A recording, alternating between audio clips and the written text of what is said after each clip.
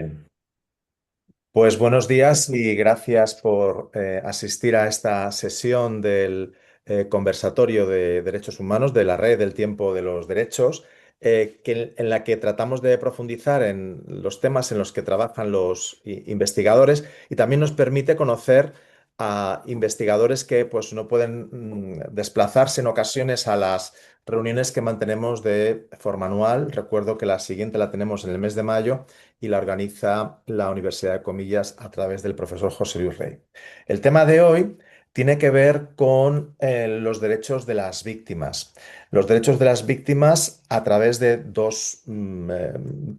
como de dos caminos que yo creo que nos pueden llevar a reflexionar no solo sobre el nuevo paradigma que yo creo que desde la perspectiva quizá de la victimología sí que se ha trabajado un poco más, pero no tanto desde las reflexiones, yo creo que ni ellos filosóficas ni constitucionalistas, yo creo que tampoco del derecho internacional, en el que en ese nuevo paradigma tratamos em, algunos sujetos que van a tener más protección y más derechos de los que tenían anteriormente y veremos en este caso el modelo Barnahus que nos lo presentará el profesor Víctor Mino Sancho.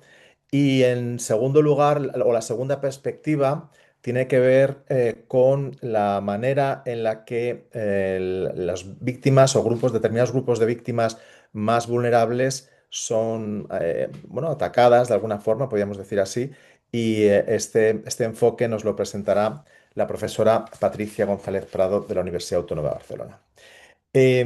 Yo quisiera señalar un poco este asunto, de qué forma esa evolución, o la enmarcaría ahí, la evolución del Estado, perdón, del acceso a la justicia, que incorpora estas perspectivas de justicia también restaurativa, que tiene que ver con las necesidades de esos otros actores que hasta este momento no tenían o no formaban parte del, sí, del escenario, eran aquellos a los que sufrían, pero no se les reconocían derechos.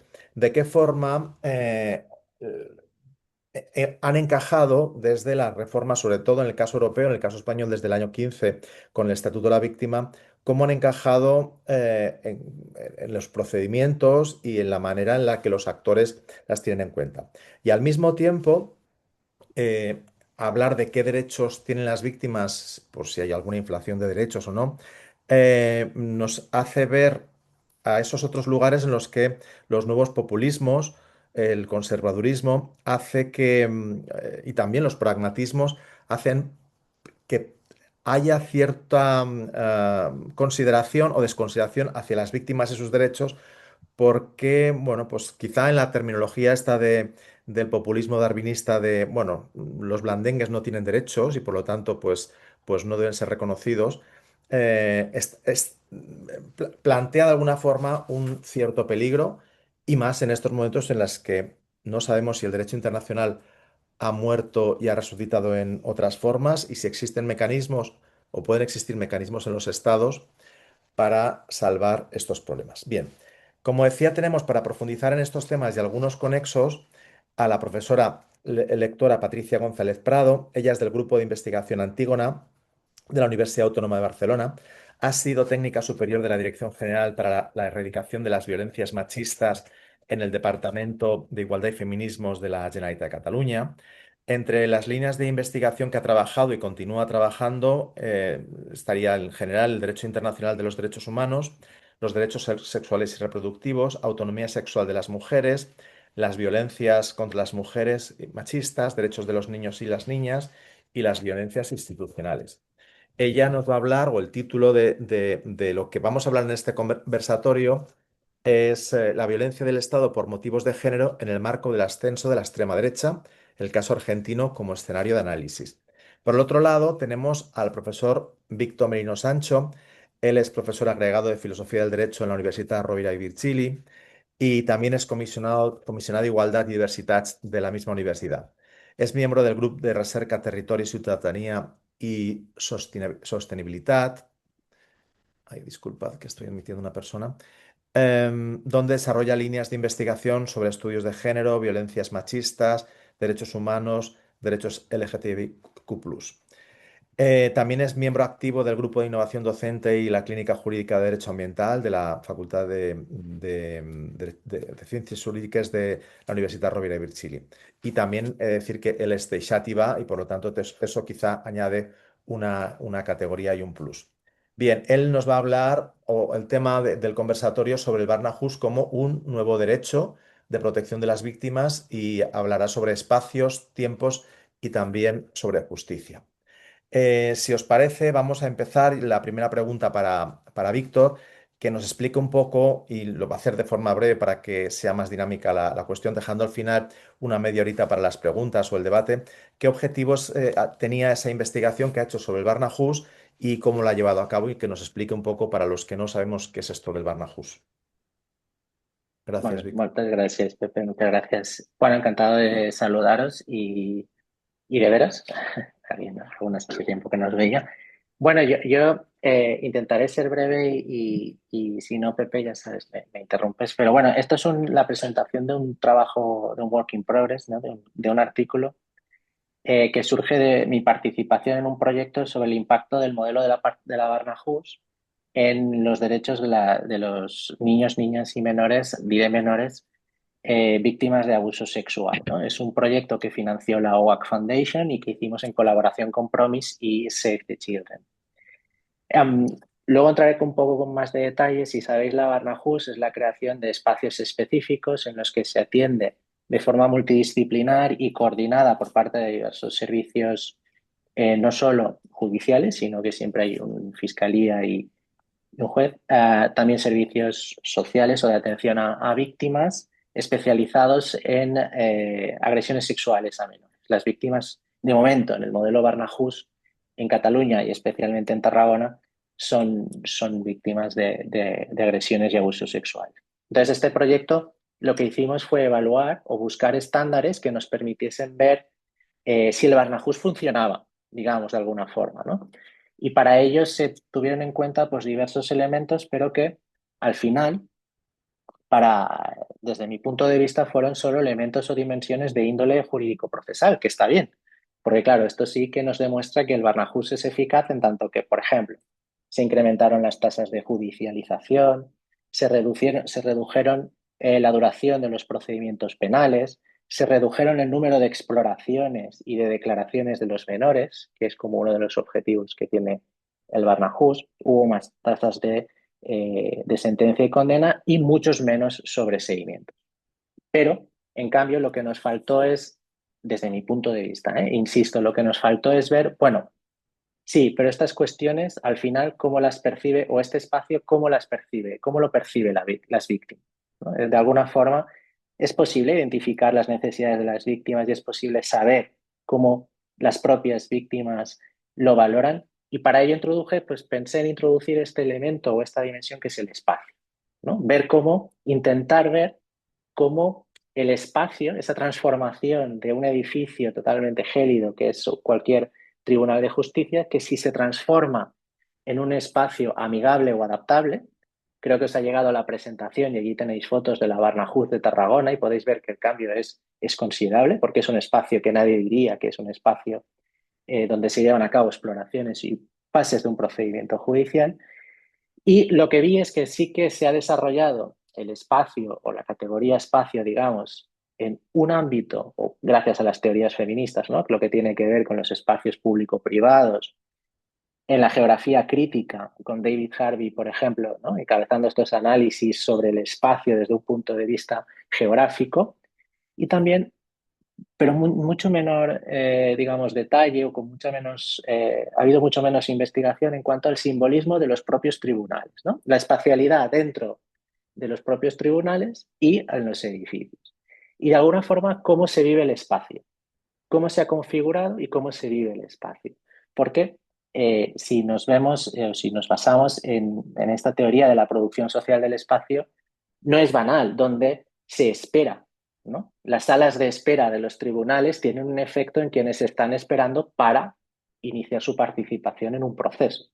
Si son testimonios, pero especialmente si son las víctimas. Entonces, esto es lo que de alguna forma intenté ver si sería posible analizar o tomar como consideración para entender si el Barnahus es un nuevo modelo que mejora de alguna forma la protección de los intereses y derechos de las víctimas. Y uno de los ejemplos son las Feminist Judgment Projects, ¿no? Que se desarrollaron en en Escocia, y que también de alguna forma evaluaron esta dimensión más humana, pero en particular el impacto del derecho en las personas, ¿no? Quienes actúan en los tribunales o en un procedimiento judicial, cómo impacta esas, no solo las decisiones, sino el procedimiento en sí, que de alguna forma es algo que las nuevas leyes, y luego entraré con detalle, pues prevén o regulan. Muchas gracias.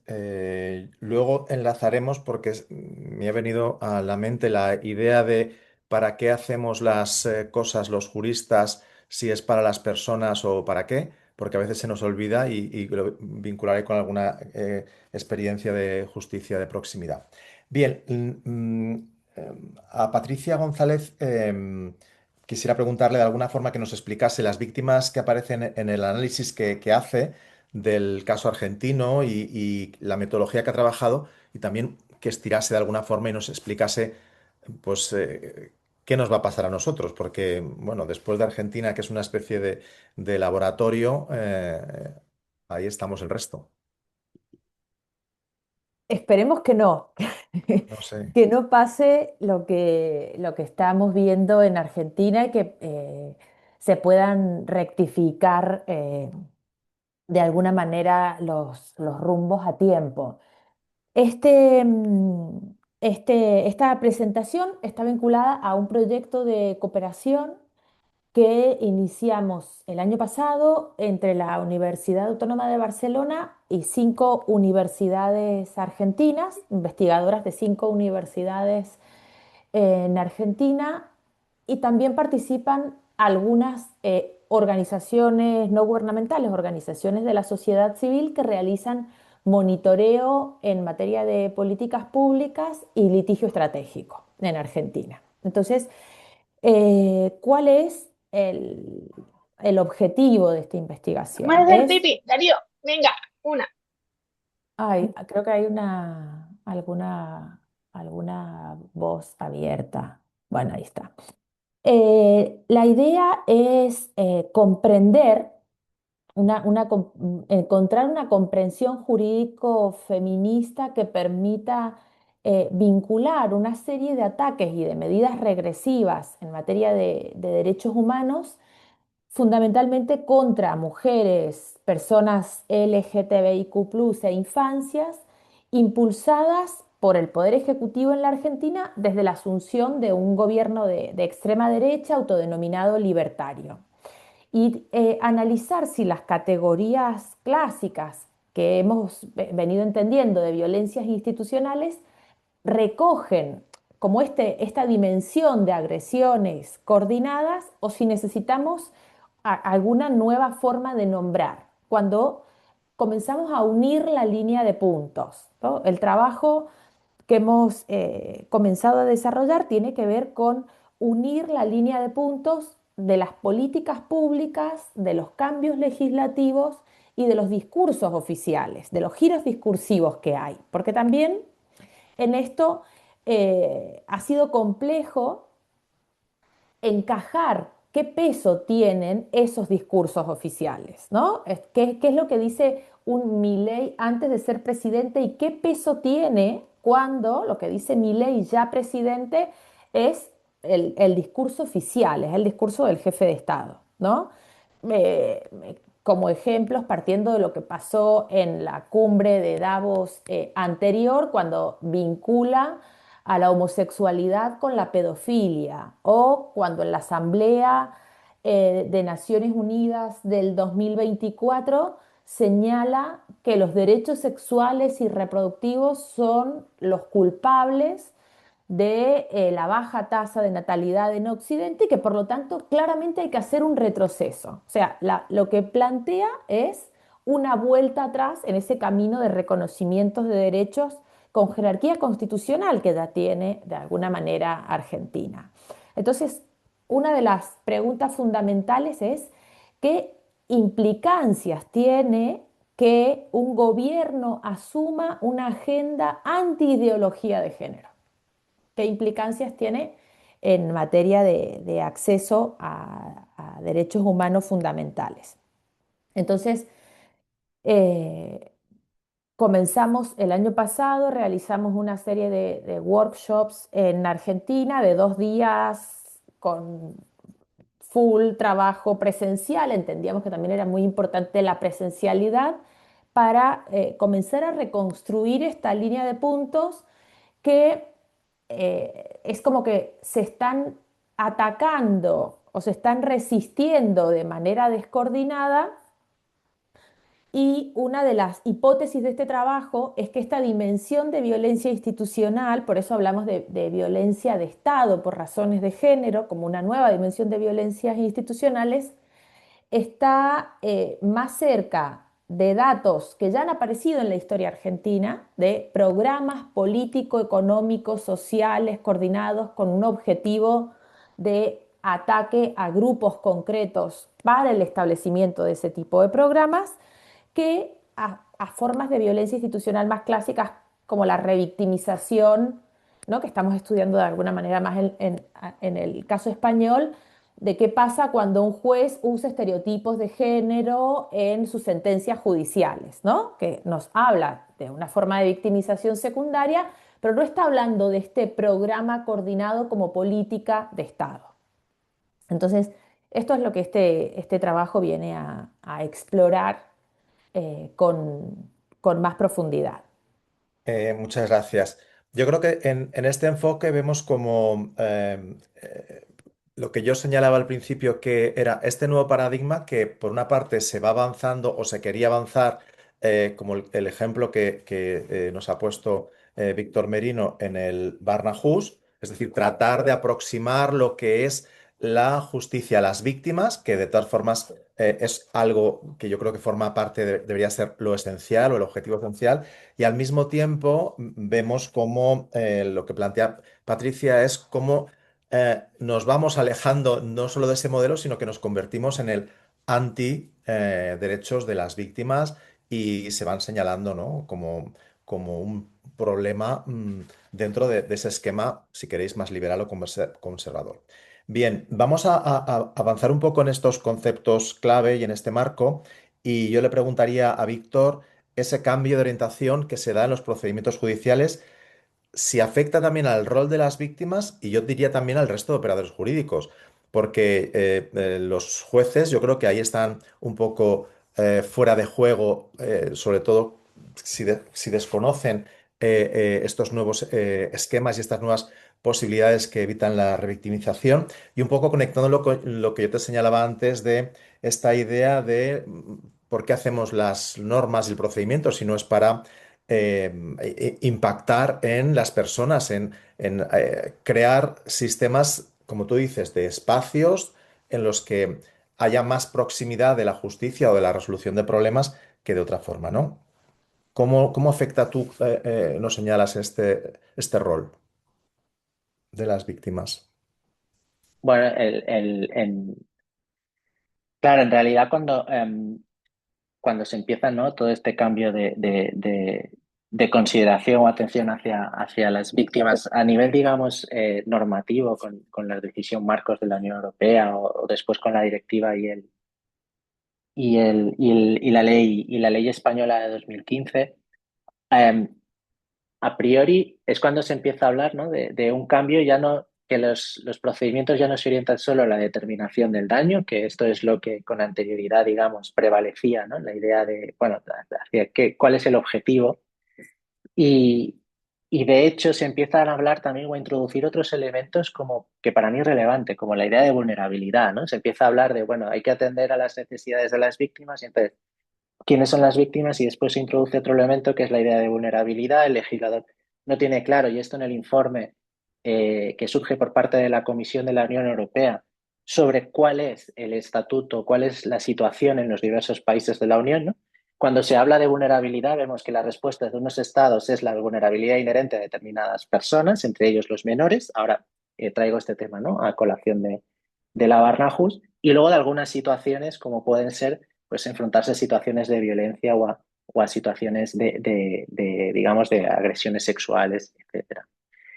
Esto con este cambio normativo que empiezan a hablar de necesidades, yo lo vinculo a lo que señalaba antes, ¿no? Vale, ¿yo qué queremos con el proyecto que empezamos? Que nuestro objetivo era determinar o saber si la Barnahus, encontrar estándares que nos permitiesen saber si la Barnahus estaba funcionando o no. Cuando después tratas de entender cuál es cómo se integra ahora a las víctimas, si se integra de una forma diferente en este nuevo marco, que yo creo que sí, pues lo que tenemos que ver es cuáles son esos elementos de cambio que se producen en relación a la atención a las necesidades de las víctimas. Es decir, ¿qué, qué es lo que se está intentando hacer con el Barnahus? O cuál es digamos, esta forma de protección que se le da a una víctima, ¿no?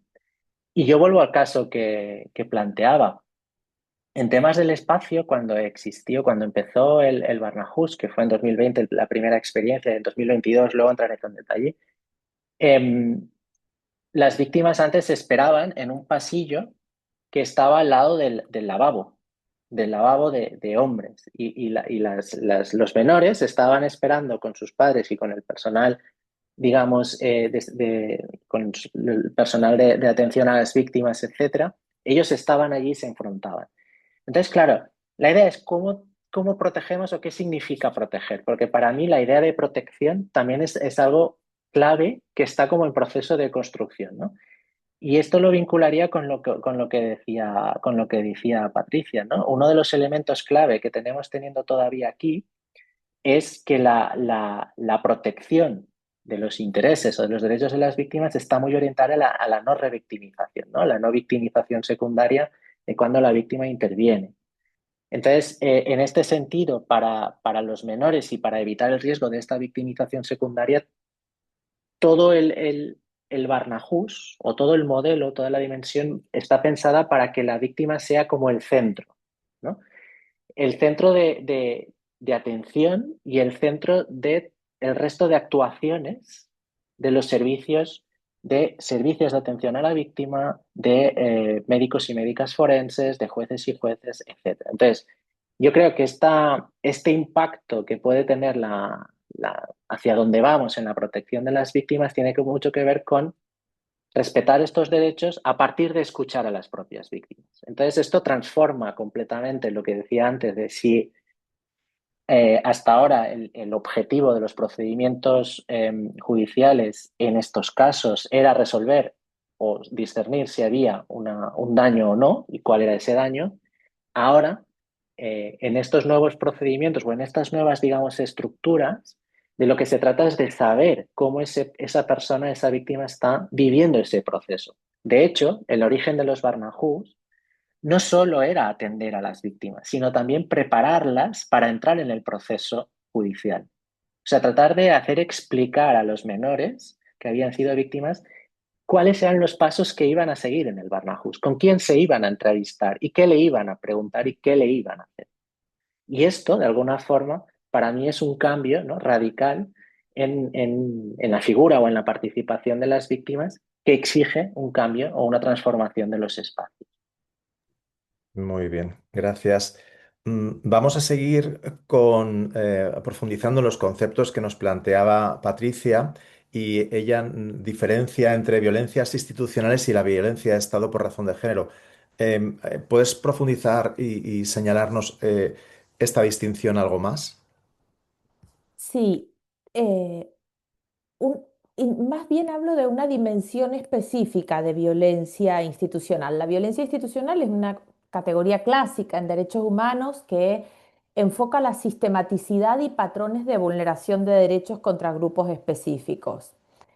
Eh, Sin embargo, algo que señalo, este es un trabajo que también está en progreso, es que hay una dimensión específica que se dibuja cuando se trata de una serie de acciones coordinadas desde el gobierno, que están encaminadas a desmontar derechos reconocidos a un grupo específico que cada vez, a su vez, es más ancho y más interseccionado, este grupo específico, ¿no? Hay una serie de paradojas que se da cuando un gobierno, abusando del poder democrático, utiliza un discurso antiestado para reconstituir un Estado represor y restaurador de desigualdades. como por ejemplo las de género, pero no solo las de género, sino las de género en intersección con las de edad. Por eso la infancia es también parte de este colectivo particularmente atacado por el gobierno de Milei. Ya vamos a ver cómo se han eliminado programas específicos destinados, por ejemplo, a reducir el embarazo en la adolescencia, que es una problemática muy grande que hay en Argentina, que hay en toda América Latina, pero que fundamentalmente en Argentina está en la parte más pobre del país, en el norte del país. Programas con eficacia comprobada, con evidencia estadística para presentar de cómo esos programas estaban funcionando y estaban logrando reducir el embarazo adolescente, que es a su vez una de las causas de feminización de la pobreza, porque las niñas o adolescentes que se quedan embarazadas, a su vez embarazos que son producto de violencia sexual contra estas niñas y estas adolescentes, interrumpen sus recorridos educativos, ¿no? Esto tiene que ver con esa profundización de la pobreza. Bueno, estos programas se barren, quedan absolutamente eliminados con estas políticas públicas que viene a impulsar el gobierno de Milei. Entonces, hay una nueva, vieja conversación sobre la igualdad que esta violencia de Estado por razón de género pone sobre la mesa. O sea, hace rato que Milei, pero no solo Milei, viene señalando que debe darse el debate sobre la legitimidad moral de la desigualdad. Estamos aquí, ¿no? Y esto tiene que ver, ¿no? con algo que señalaba Pepe al inicio, ¿no? De esto de quiénes tienen que tener derechos. Este debate se ha ido abonando con estas violencias de Estado por razón de género y con otras violencias de Estado, con otras violencias estructurales, y nos está poniendo frente a este debate. Milei lo viene señalando en sus discursos hace rato. Tenemos que legitimar moralmente la desigualdad, porque intervenir ante ciertas desigualdades es algo que eh, para él, para él y para todo este programa político viene a romper las reglas de que sobrevivan los mejores, ¿no? Los que pueden dar, ¿quiénes son los mejores? Bueno, es bastante complejo, ¿no? Pero estas violencias están sirviendo para de alguna manera institucionalizar este debate.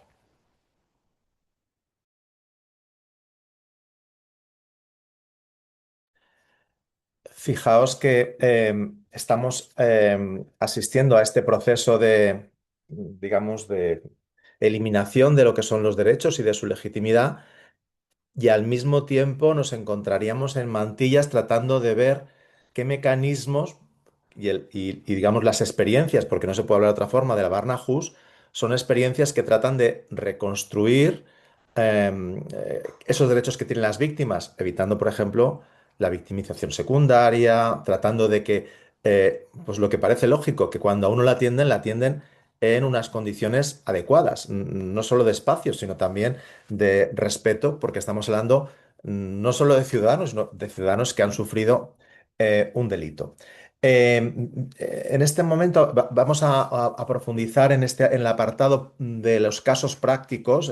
El ejemplo de la Barnahus que tiene origen en los países del norte de Europa, tiene origen escandinavo, cómo se ha adaptado al caso español y en concreto a la experiencia que ha tenido lugar en Tarragona, en Cataluña, y si puedes enlazarlo también con algunas otras experiencias, yo creo que de forma incipiente, no sé si alguna en Navarra, pero la que tuvo lugar en Alicante, en Valencia.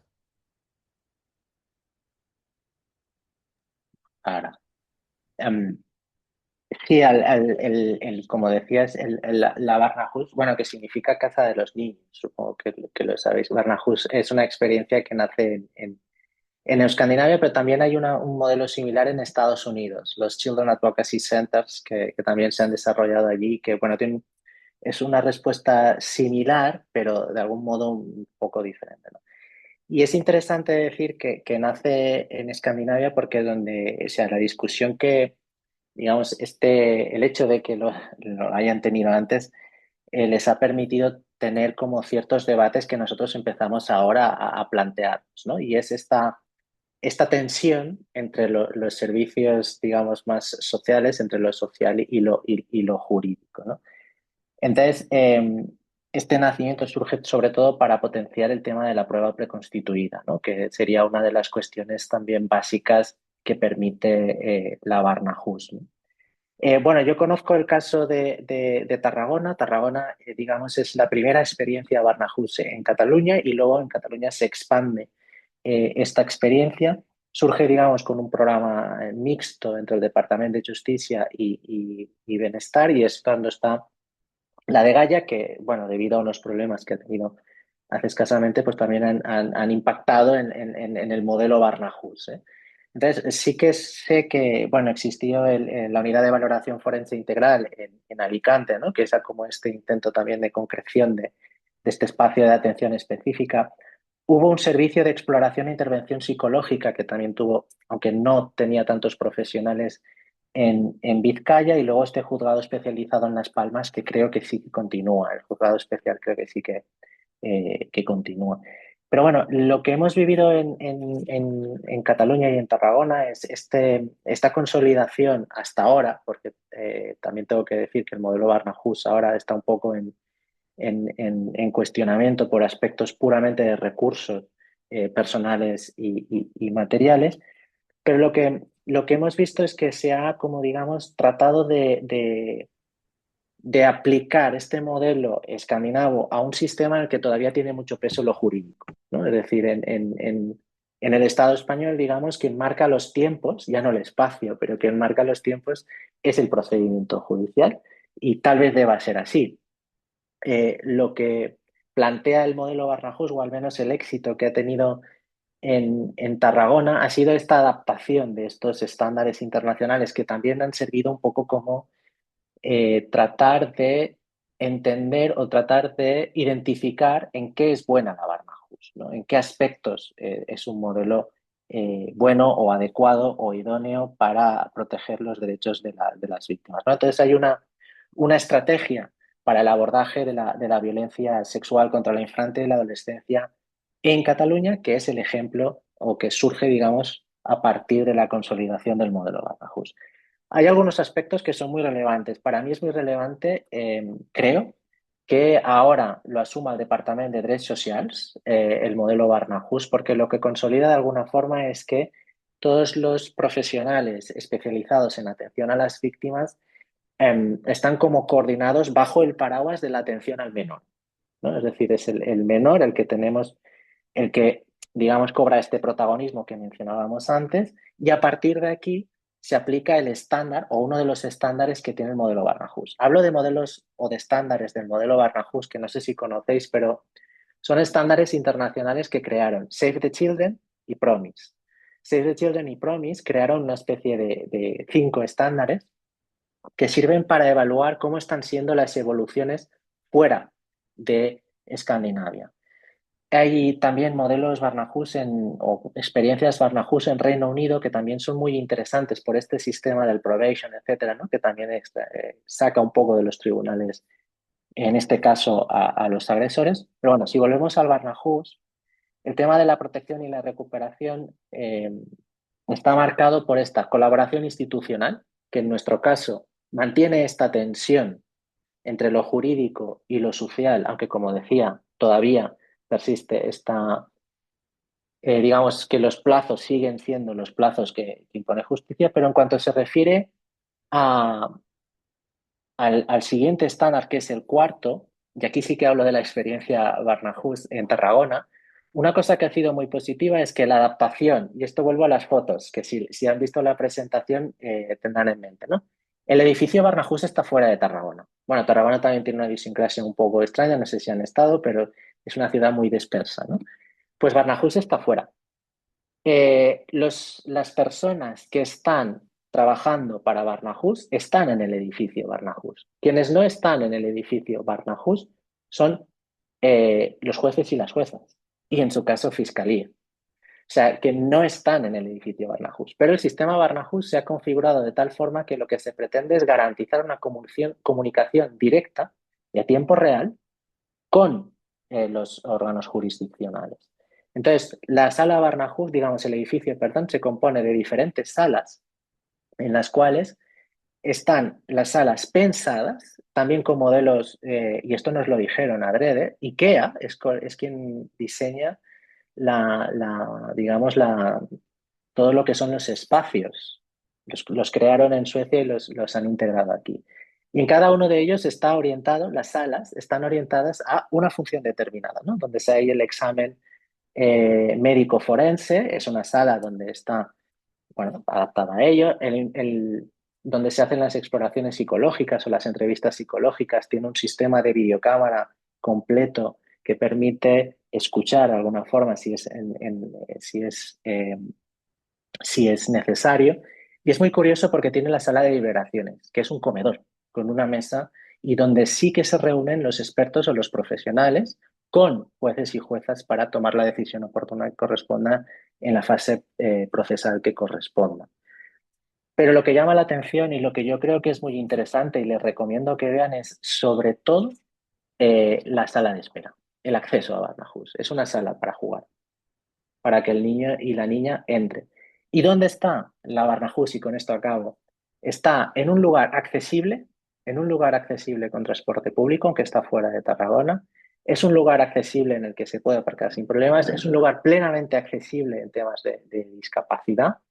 Y es un espacio o un entorno rodeado, además, de parques infantiles, etcétera, en el que el niño o la niña en ningún momento va a sentir que va a entrar a un sitio lleno de gente adulta. No hay policías de uniforme, están los Mossos de civiles y digamos que el entorno o la adaptación en temas de espacio es realmente muy interesante verlo. No sé si te contesto. Sí, sí, sí. Gracias. A mí me recordaba mucho bueno, esta unidad que se crea en Alicante también tiene esas características. Luego, al final, haré una pregunta sobre esto. Y me recuerda también, y esto enlazo para la pregunta con Patricia, con las oficinas de denuncias de violencia de género que pusimos en marcha como un proyecto pionero y que de momento todavía sigue en la Comunidad Valenciana, en el que se integraba para garantizar la denuncia de las víctimas, además de la policía, que era la que recoge como en cualquier comisaría, el resto de asistentes pues, psicológicos, sociales, también una preeminencia porque la ley así lo establece, del abogado del turno de oficio y un espacio para, claro, porque la mujer va a denunciar no sola, sino suele estar con sus hijos y una sala amable para que los niños estén mientras se produce el proceso de la predenuncia, ¿no? Yo en este esquema de lo que podría haber sido el futuro, que no lo sé, y lo que está siendo el presente en Argentina, que puede ser el pasado, pero puede ser nuestro futuro, ¿qué especificidades de estas violencias que habéis identificado en la Argentina de Milei, qué políticas concretas se están viendo afectadas? Bueno, que nos cuentes un poco, no sé si esto es lo que nos espera. Como digo, yo espero que no. Argentina, ah, por un lado, avanzó mucho en materia de reconocimiento de derechos en relación con identidad de género. Fue el primer país que reconoció el derecho a la identidad de género autopercibida en el 2011.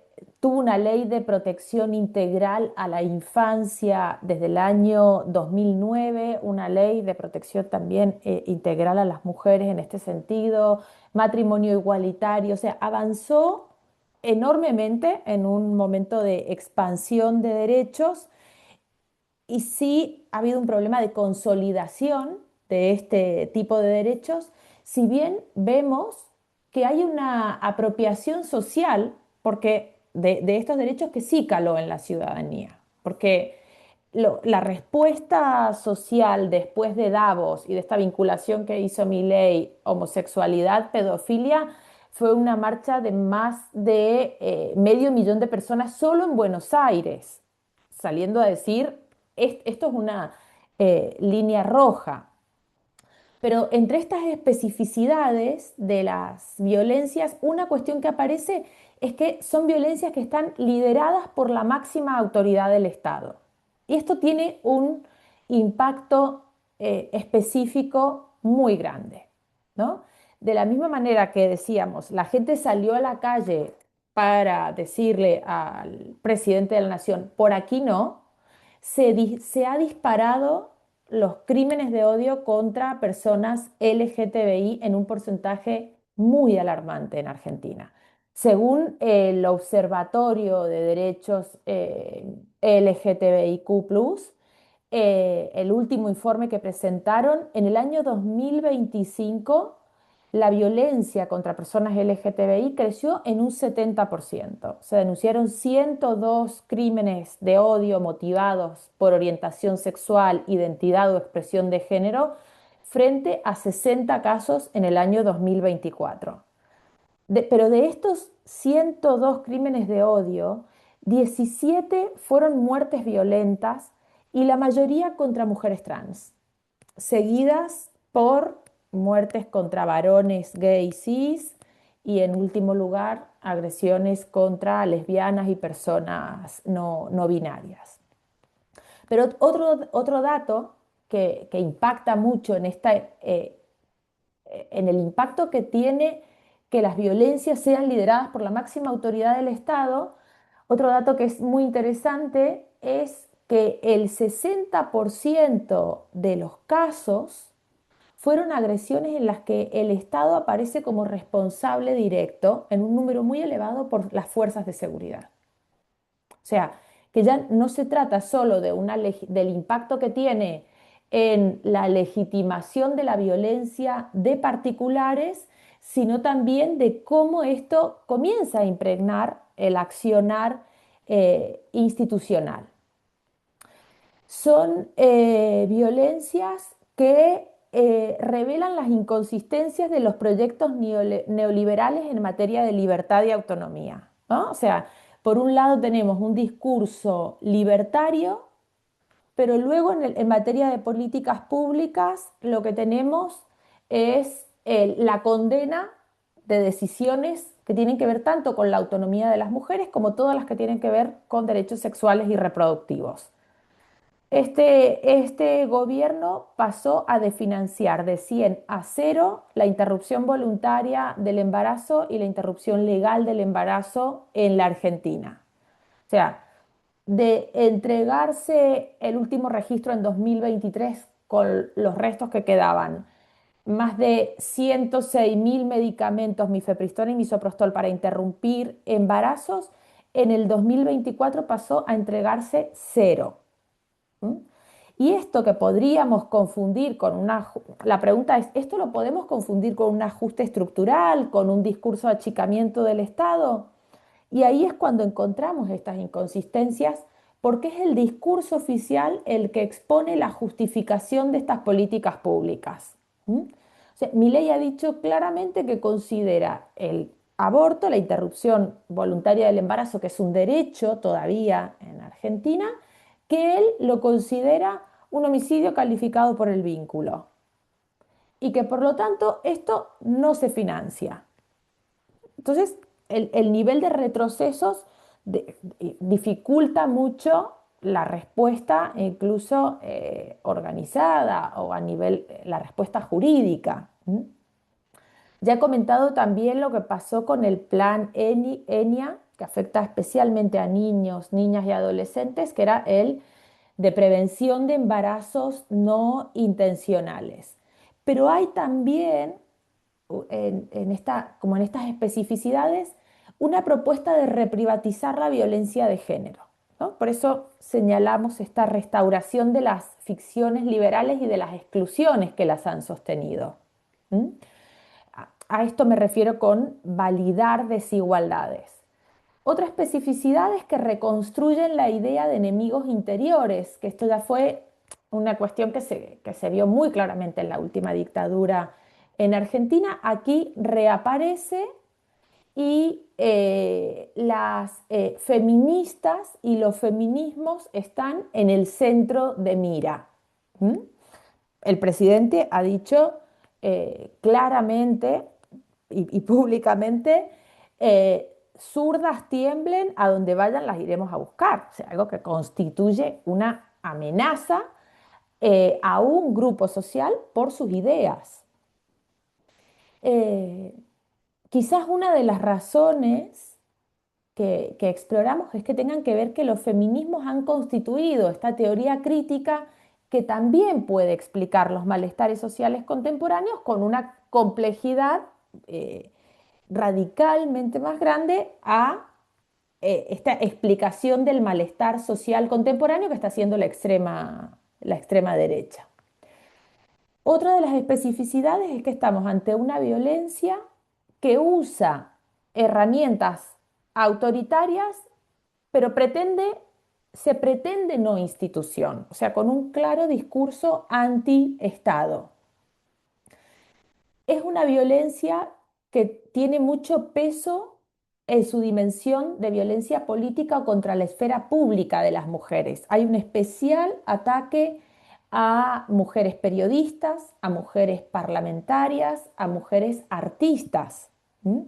Al mejor estilo de Trump versus Taylor Swift, tenemos a Milei contra una serie de artistas en Argentina atacándolas directamente desde sus redes sociales y se manifiesta en el desmantelamiento de políticas públicas de prevención a las violencias de género.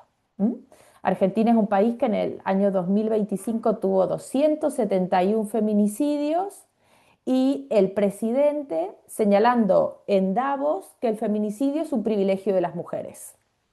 O sea que el feminicidio, la legislación reguladora del feminicidio, viene a romper el principio de igualdad, porque ¿cómo puede llevar una condena mayor matar a una mujer que matar a un hombre? ¿No? Este fue el planteo del presidente en Davos, en un país que tiene 271 feminicidios al año.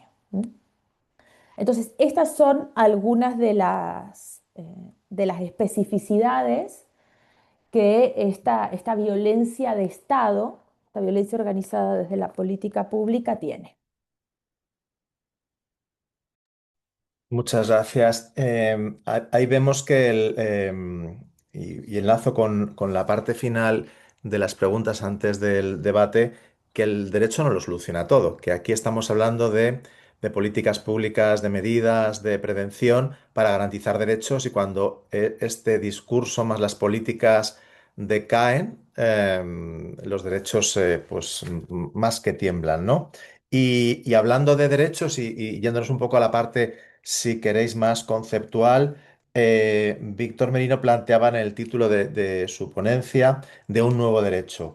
Y podemos hablar, y si es bueno o no, de nuevos derechos al hablar de la Barna Hus, o quizá esta hiperinflación de hablar de tantos derechos no nos sirve para realmente garantizarlos, ¿no?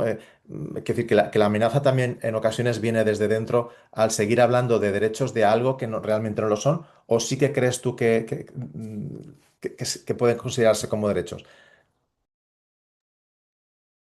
Bueno, yo lo planteaba en un interrogante y era a modo de clickbait, ¿eh? El plantearlo como, digamos, eh, qué impacta, ¿no? ¿Qué significa la barra azul? Bueno, yo ahora no me atrevería a decir ni a afirmar que sea un nuevo derecho. O sea, lo que sí que es verdad que y vuelvo al inicio, ¿no? Lo que realmente nos falta por ver es cómo los destinatarios, ¿no? Los destinatarios y las destinatarias de la Barnahus, cómo la viven, cómo viven esta experiencia, ¿no? ¿Qué impacta, qué significa para estas víctimas, ¿no? ¿En qué modo digamos, esta forma nueva, si se quiere, sí, de entender la justicia o si se quiere entender el acceso a la justicia o cuál es el impacto del Barnahus? incluso en términos jurídico-procesales, como decía antes, el hecho de que, de que haya menos sobreseimientos sí que significa que la Barnahus está funcionando de algún modo, desde nuestro punto de vista, ¿no? Que era uno de las principales o de los principales problemas que existían en los casos de agresiones sexuales a menores, ¿no? El excesivo número de sobreseimientos o porcentajes de casos sobreseídos. Entonces, lo que yo sí que, que creo, sí que afirmaría es que es esa nueva forma de entender el acceso a la justicia, esta forma de entender que uno de los, digamos, de los objetivos básicos que debe tener esta recentralización de las víctimas es evitar mayor victimización o evitar victimización secundaria, porque esto también significa, y ahora sí que creo que son nuevas obligaciones para los poderes públicos, porque ellos, al final, este significado, este impacto no es tanto o no debería ser tanto para las víctimas, ¿no? Porque el principio, esto no lo he dicho antes, pero las experiencias como la Barnahus o los CAC, los Children Advocacy Centers, es la teoría del one roof, ¿no? Del one door, o sea, todo bajo el mismo techo, ¿no? Y esto sí que yo sí que creo que es una transformación de los espacios clara, una transformación de los tiempos y esta tensión entre lo social y lo jurídico persiste, esta transformación en el papel, como decía, de los poderes públicos, ¿no? Esto es un reto para jueces y juezas, esto es un reto para los agentes jurídicos porque eh, si volvemos a la idea del espacio, ellos tienen que salir de ese espacio que son los tribunales y los juzgados, ¿no? Aunque sea de momento virtualmente, pero ya ha habido un cambio de todos los agentes, de todas las personas encargadas del servicio de atención a las víctimas, ellas ya están en el Barnahus, los Mossos también ya están en el Barnahus. Y yo creo que todo esto sí que es un cambio que ya se ha traducido normativamente y con esto no me extenderé mucho, en el tema de la LOPIVI, la Ley Orgánica de Protección frente a la Violencia contra la Infancia, es decir, es la que tiene estos principios, es la que señala que los y las menores tienen, ¿no? Este papel protagonista, pero sobre todo que tienen tienen el derecho de ser escuchados, ¿no? Y los poderes públicos tienen esta obligación. No sé si es bueno hablar de nuevos derechos, en esto estoy de acuerdo y me temo que no, pero sí que es verdad que esto si volvemos a Tamar Pitts, por ejemplo, ¿no? Cómo lo que estamos haciendo en este tipo de justicia es una justicia más restaurativa, más reparadora, porque la víctima vuelve a este lugar central, ¿no? Y esto lo decía ella, o lo sigue diciendo, ¿no? En el libro este el malentendido de la víctima, que para mí ya ha sido como, bueno, insistir en cómo, bueno, de alguna forma lo extraprocesal, lo extrajurídico también tiene un papel en la protección, en la recuperación de las víctimas, ¿no? Y es un papel muy importante y esto es lo que nos dice Barnahus, ¿no? Entonces, de nuevo yo creo que es una oportunidad y esto, ya que con esto acabo, lo estamos aprendiendo también con lo que decía antes. Esta nueva forma de entender el Barnahus no solo como atención a las víctimas, sino como preparar a las personas o a las víctimas, en este caso, a enfrentarse a un juicio, que es algo que la ley, que la directiva de víctimas también insiste, y a incluir posiblemente, probablemente en el futuro, es algo que se está debatiendo, menores que se han enfrentado a situaciones de violencia machista, ¿no? A violencia vicaria. De momento están excluidos de la Barnahus y dado los buenos resultados, insisto, aunque nos faltan estándares de valoración que nos digan cómo viven ellas, cómo viven las víctimas esta experiencia, pero de alguna forma lo que significa es que el sistema funcione. La prueba preconstituida también está funcionando en estos casos. Entonces, esto es algo que permitiría al menos abrir el debate o la discusión de si es posible en otros tipos de delitos parecidos o similares. Estoy pensando en violencia sexual o en otras víctimas como los menores en violencia vicaria. Sí, yo creo que como tú has dicho, de alguna forma es no solo una respuesta, sino creo que es una oportunidad también para hacer ver otro tipo de justicia. En el chat nos señala María Asensio Velasco que trabaja en un proyecto de la Unión Europea y el Consejo de Europa sobre la Barnahus en España, un enlace para ver esa información. Lo digo porque como está de acceso para todo el mundo, pues lo podéis también consultar. Y para concluir también esta parte, le preguntaría a Patricia González Prado si no caemos en la melancolía, que ante este escenario de regresión, ¿qué herramientas jurídicas, políticas existen o se están articulando para limitar estas violencias y dar una respuesta también que garantice los derechos de las personas y por lo tanto evitar que se conviertan en víctimas? Sí, bueno, Argentina cuenta con compromisos internacionales y derechos con jerarquía constitucional, por lo tanto, es fundamental exigir la responsabilidad institucional y el cumplimiento de la obligación del Estado de prevenir con debida diligencia y organizar la protección integral y reparar los daños, ya que estos compromisos son consustanciales a la calidad democrática del país. Esto yo creo que Argentina además tiene un recorrido hecho en el litigio internacional, o sea, en el ir ante la Corte Interamericana de Derechos Humanos para denunciar las vulneraciones de derechos que el propio Estado ejercía. Y este camino se ha iniciado por parte de distintas organizaciones. Esto, de hecho, una de las obsesiones de este gobierno de extrema derecha está siendo la Corte Interamericana de Derechos Humanos y está haciendo posicionar gente dentro de la Corte Interamericana de Derechos Humanos, asaltar de alguna manera la Corte Interamericana de Derechos Humanos porque es una preocupación clara el comenzar a tener condenas internacionales. Por lo tanto, la vía judicial, si bien sabemos que siempre es lenta y que estamos yendo a pedirle al poder más conservador de todos los que organizan nuestras democracias que se pronuncie, es una vía que ya se ha abierto y de hecho desde el proyecto estamos dando seguimiento a una macro causa estratégica que interpuso el equipo latinoamericano de justicia y género en el cual presentaron una acción declarativa de certeza contra el Estado argentino por el incumplimiento de leyes y tratados internacionales. Básicamente decirle al Estado, ante el desmantelamiento de todos los recursos y servicios que atendían situaciones de violencia de género, garantizaban derechos sexuales y reproductivos, garantizaban la educación sexual integral en las escuelas, ante todo este desmantelamiento, aclare cómo va a garantizar las obligaciones legales que tiene. Claro, no es una vía en la que se haya denunciado la violencia de Estado, ¿no? Sino que se están intentando vías jurídicas más tímidas, ¿m? O no tan arriesgadas como la de denunciar que el Estado tiene un programa de vulneración de derechos humanos de las mujeres, básicamente, que es lo que estamos señalando, de las mujeres, infancias, colectivo LGTBIQ+. Eh, entonces, estamos dando seguimiento un poco a estas causas.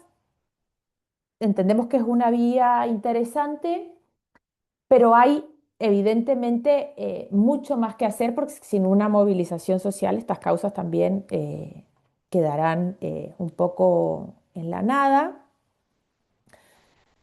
Hay tensiones dentro, o sea, este nivel de retrocesos también está generando mucha tensión social en Argentina. No sabemos bien cuál va a ser el recorrido que tengan. Sí que permanece abierta la pregunta de cuánto pueden los poderes judiciales o los actuales mecanismos con los que cuentan las democracias frenar estos proyectos políticos que asaltan de alguna manera el Estado para destruir el propio Estado y los retrocesos en los derechos, ¿no?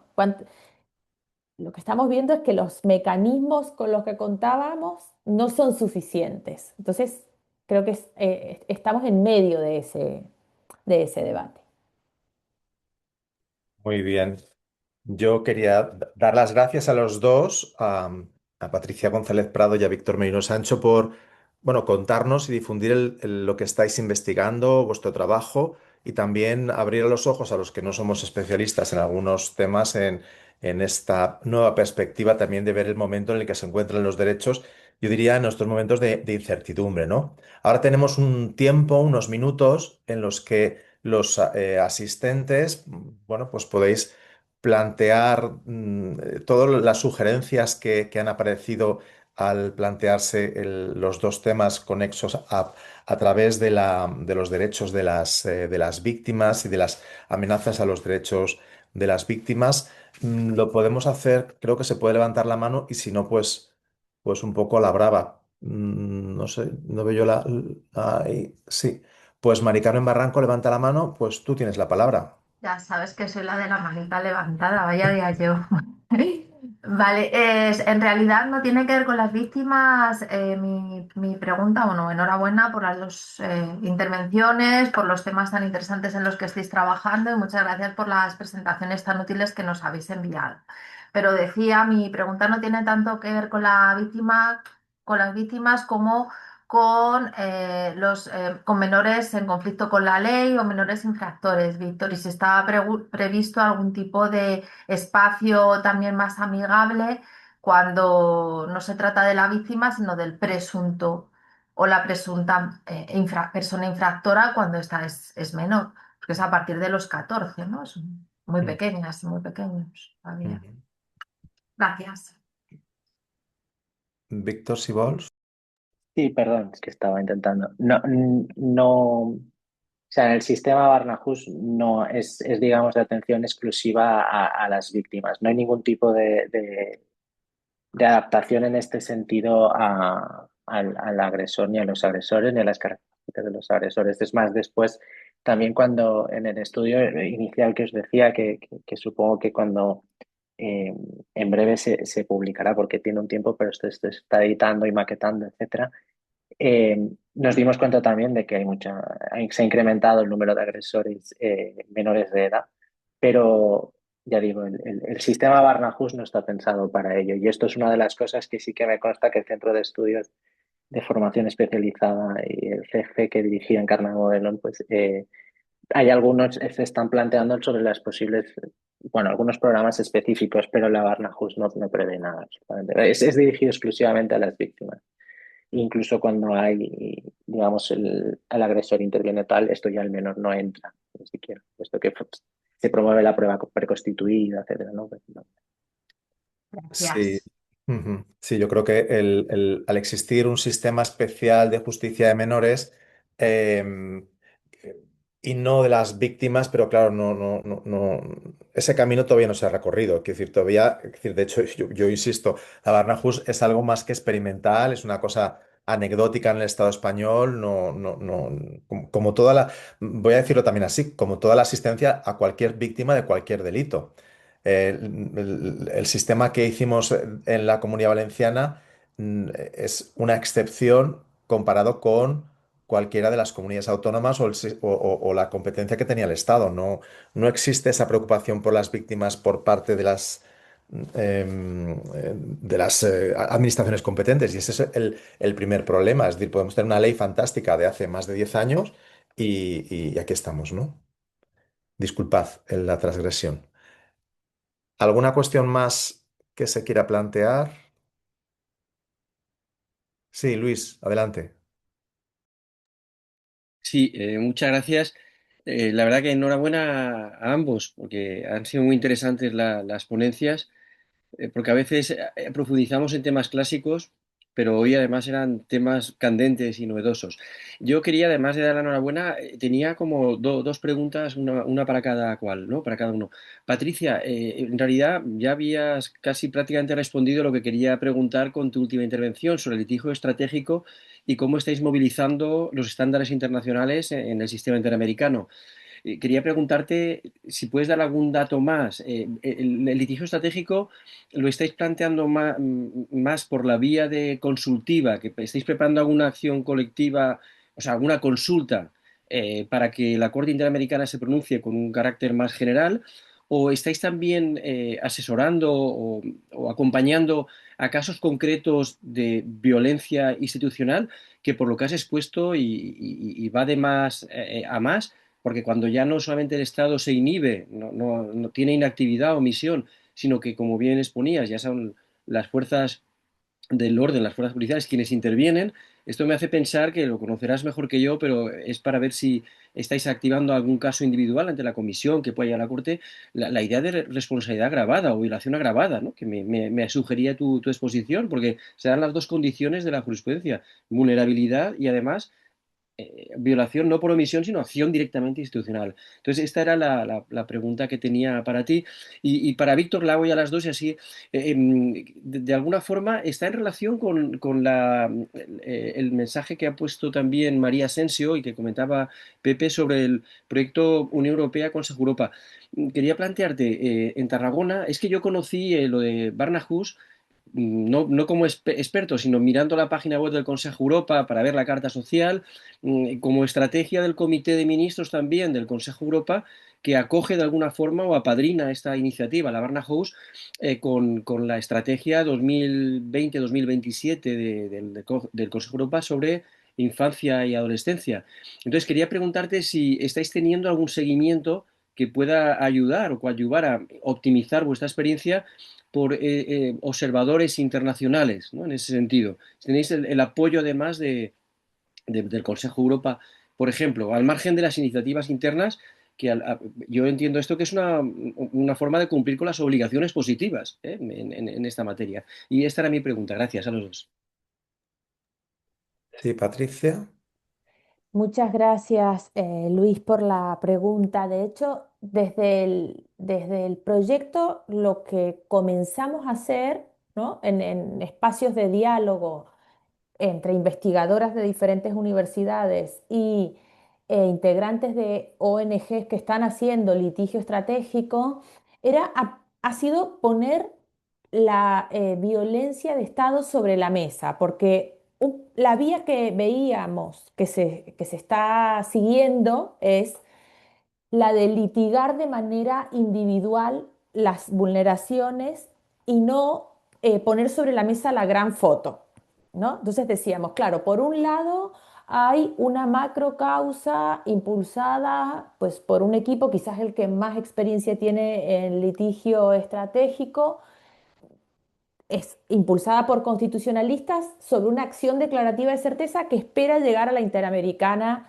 de Derechos Humanos. Por otro lado, se están litigando las violencias específicas discursivas contra colectivo LGTBIQ+.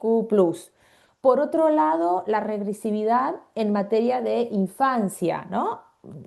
Lo que ha pasado con sacar los programas de educación sexual integral en las escuelas. En Argentina, los últimos informes que tenemos del impacto que tuvo la educación sexual en las escuelas era que 1 de cada 4 casos de violencia sexual contra la infancia se detectaba en la escuela cuando estaba la educación sexual. Claro, al sacar esta posibilidad de detección temprana por parte de las escuelas, es parte de esta política que señalamos reprivatizadora de las violencias contra las infancias y de género, ¿no? Esto que vuelva todo esto al espacio privado, al silencio. Entonces, desde este proyecto lo que estamos planteando es, necesitamos unir la línea de puntos de todas estas políticas públicas para poner sobre la mesa, luego se verá si es la estrategia de litigio o no, pero al menos para conceptualmente nombrar todo esto que está sucediendo como una violencia de Estado. Esto en su momento, en la dictadura, cuando se conceptualizó el terrorismo de Estado, tuvo que ver con también con hacer este trabajo de unir una serie de políticas o de acciones de gobierno que parecían dispersas, ¿no? Que parecían no tener conexión, que no daban cuenta de un plan sistemático de persecución. Gracias. Víctor. Em, bueno, a ver, nosotros como proyecto, nosotros el proyecto lo iniciamos en colaboración, como decía, con Promise Save the Children bajo la financiación de Oak Foundation. Lo que sí que después hubo porque el Consejo de Europa tiene convocatorias casi bianuales, creo recordar, para también específicamente buscar, digamos, de alguna forma, personas o instituciones o proyectos que evalúen los Barnahus. Entonces nosotros lo que sí que les presentamos es el informe, pero nos encontramos de hecho con ellos, tuvimos una reunión yo no fui, fui la directora del proyecto, que es la profesora Nuria Torres, pero para presentarles también este proyecto porque se interesaron por la forma en la que habíamos, digamos, evaluado los resultados de la evaluación del Barnahus de Tarragona, porque también era la experiencia que ellos también, ¿no?, reconocían como inicial en el, digamos, en el sur de Europa. Lo que no, de momento no me consta es que sí que en alguna ocasión bueno, nos han avisado por si queremos formar parte de los calls que realizan, pero el proyecto en cuestión no fue, digamos, por una convocatoria distinta. Lo que sí que estamos es en la bolsa insisto, bueno, de posibles, para futuros proyectos, de valoración de los Barnahus. Pero es que es lo que decía Pepe, también es un sistema que, digamos, de momento parecía que se iba a consolidar, 14 Barnahus en Cataluña, pero estamos en un momento también de parálisis en el tema. Bien, algunos os vais marchando bueno, es la hora de comer, pero hay una pregunta que quiere hacer Pilar Maturana. Hola, buenas, gracias. Em, y perdón, pero llegué un poco tarde, así que quizás la pregunta que le haga a Víctor, le voy a hacer una pregunta a ambos, pero a Víctor quizás la respondió. Y la pregunta dice relación, yo soy de Chile y ahí los tribunales de familia instauraron unas salas especiales para el ejercicio de los derechos de los niños y niñas a ser oído, una inversión inmensa, pero ahora justo estaba leyendo una noticia que es muy poca usada por los jueces y juezas. Y otra cosa, y ahí viene mi pregunta un poco, es que en un momento pregunté a gente especializada en tema de discapacidad y me decía, a ver, esta sala no está adaptada para niños y niñas con discapacidad por los colores que se usan, por el mobiliario, bueno, varias cosas. Entonces, ahí mi pregunta, si dentro del proyecto que ustedes estaban trabajando se consideró la discapacidad o la neurodivergencia para poder atender o contar con este entorno, ¿cierto?, en protección de los niños y niñas. Y para Patricia, te pregunto esto porque, bueno, de Chile también tenemos del lado, otro lado de la cordillera próximo a recibir un gobierno muy cercano, ¿cierto? Muy amigo de Milei. Y justo la reflexión en torno al uso del derecho internacional y principalmente de la Corte Interamericana parece ser un poco la tabla de salvación frente a políticas a discursos antiderechos, etcétera, etcétera.